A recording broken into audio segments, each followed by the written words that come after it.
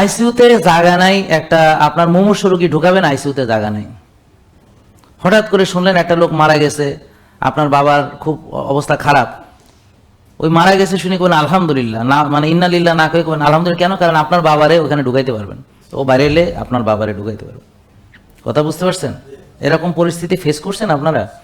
খুব মারাত্মক অবস্থা। ওখানে লাশের গাড়ি বেরোচ্ছে আর প্যাঁ পোঁ করে অ্যাম্বুলেন্স ঢুকতেছে আর লাশের গাড়ি বেরোচ্ছে, কিছুক্ষণ পর পরই এক একটা দুইটা তিনটা লাশের গাড়ি বেরোচ্ছে, আবার অনেকগুলো অ্যাম্বুলেন্স ঢুকতেছে।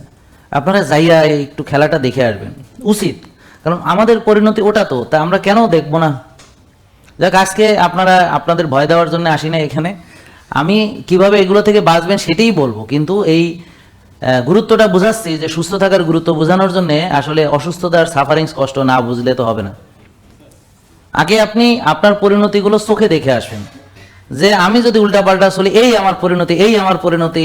চোখের ওইখানে যাদের চোখ নষ্ট হয়েছে ওদেরকে দেখবেন, আপনার চোখ নষ্ট হবে। কিডনি নষ্ট হয়েছে তাদেরকে যে দেখবেন, আপনার কিডনি নষ্ট হবে। লিভার নষ্ট হয়েছে তাদেরকে যে, মানে ওদের মতো চলাফেরা করলে, ওদের মতো ওষুধ খাইলে, ওদের মতো চিকিৎসা করলে আপনার ওই পরিণতি হবে, কোনো সন্দেহ নেই।